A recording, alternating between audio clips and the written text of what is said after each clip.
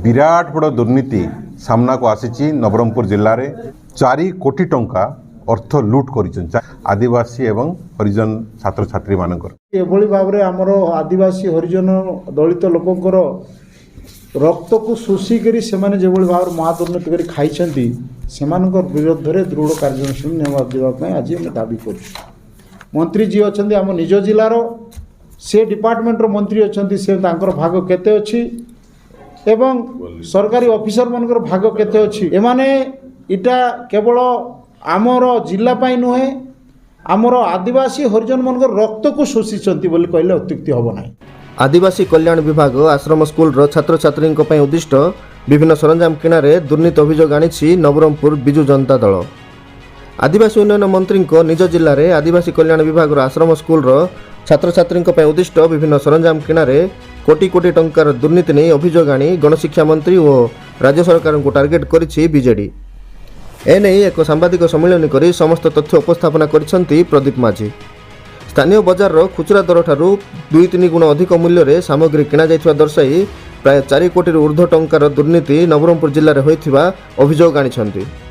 केंद्र सरकार गाइडलाइन को उल्लंघन करी बिना कोनोसी टेंडर प्रक्रिया रे ओसीसीएफ और रिलायंस नामक संस्था को देइथिबा अभियोग आनिछंती। मशारी खाइबा थाली रोषेई उपकरण ड्रेस और शोइबा गदी रे प्राय 4 कोटी टंकार दुर्नीति अभियोग आनिछंती। दुर्नीतिर समस्त तथ्य मौजूद रखिथिबा सह ए विषय मुख्यमंत्री को जनइबे एवं 7 दिन मध्य तदंत नहेले भिजिलांस द्वारस्थ हेबा सह बिजु जनता दल राजरास्ता को ओह्लैब बोली चेतावनी मध्य देइछंती। एही दुर्नीति पछरे आदिवासी उन्नयन मंत्री नित्यानंद गंड स्थानीय जिला मंगल अधिकारी और केतेक जिलास्तरीय अधिकारी सामिल थिबा अभियोग करथिबा बेले एहा केवल टंका हरिलुट नुहे निरीह आदिवासी और हरिजन पिलांक रक्त शोषी खाइबा सह समान बोली कहिसंती विधायक Manohar Randhari. Bureau report News Nation Odia. अनुसूचित जाति एवं जनजाति विभाग विद्यालय मानकरे सरकार को तरफ समस्त प्रकार आसवाबपत्र कंसा बासन छात्र छात्री ड्रेस मशारी गदी किणारे विराट बड़ दुर्नीति सामना को आसी नवरंगपुर जिले में ओडिशा सरकार पाखापाखि प्राय 10 कोटी टंका मंजूर करथिले किपरि भाव में छात्र छात्री माने उपयुक्त सुविधा पाइबे हॉस्टेल स्कूल बा आश्रम स्कूल मानकरे से भितरु जिला प्रशासन चंचकता करी सिंगल टेंडर तो नुह अवार्ड करी ओसीसीएफ को समस्त जिनिस सीधा सड़क कमिटी माध्यम अवार्ड करी 4 कोटी टंका अर्थ लुट कर 4 कोटी टंकार अर्थ लुट कर आदिवासी एवं हरिजन छात्र छात्री मानकर यार आम बिजु जनता दल तरफ आज सांबादिक सम्मेलन माध्यम यार तीव्र निंदा करा जाउची। मार्केट रेट ठारू सप्लाई रेट आकाश पाताल फरक गोटे गोटे जिनिस को 2-3 गुण रेट रे किना जाइछि।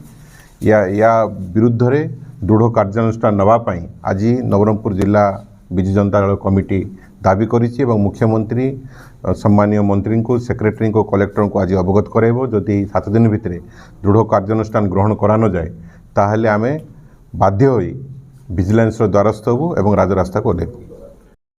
देखंतु नवरंगपुर जिले में अनुसूचित जाति जनजाति विद्यालय मानकरे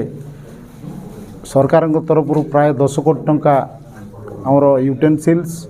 मैट्रेस एवं बायोमेट्रिक एवं मस्किटो नेट बाबद को आसीथिला एवं से 10 कोटी टंकार चंचकता करी प्राय 4 कोटी टंकार ऊर्ध्व दुर्नीति करिसेंती जो अधिकारी माने जो विभाग करिछि जो कमिटी करिछि ताको आमे दृढ़ निंदा करूछु। कारण आम मार्केट रेट रे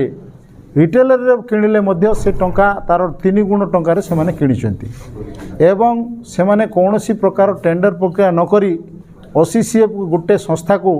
एक तरफा बाबद देदेले जो द्वारा कि आमे भावुछु सरकारंकर मध्य एठी अवदान अछि कि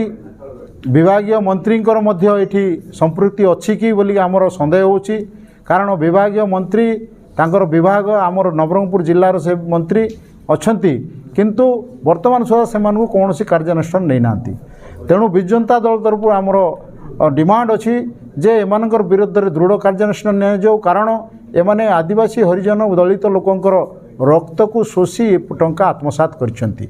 ये महादुर्नीतिर पर्दाफाश करने आज सांबादिक सम्मेलन करूँ। यार सबु अभियोग माननीय मुख्यमंत्री को दिज्व एवं से विभाग सचिव को दिज्व मंत्री को दिज्व और कलेक्टर को मध्य पुणी थर देबू ता सहित जदि कथा न शुणे आगामी 7 दिन 8 दिन भितर निश्चित भाव में भिजिलेंस द्वारस्थ हेबू नचेत सीबीआई इनक्वारी करने डिमांड आम करुचु जद्वारा कि समस्त अधिकारी मैंने जी मैंने लुट कर धरा पड़े और गिरफ केमती हे से चिंता हाँ समस्त प्रूफ अच्छी बिल सांगे अच्छी कौ बिल रे केते टंका सैंक्शन होता सरकार तरफ कौ बिल रे केते टंका पेमेंट होती केते टंका परचेज किणवाई ऑर्डर दि जाए सबू जाक तथ्य आम पाखे अच्छी जो तथ्य कि ओसीसीएफ को गोटे संस्था को एक तरफा भाव से इंटेंशनाली पैसा किकबैक करके अभियोग अच्छी।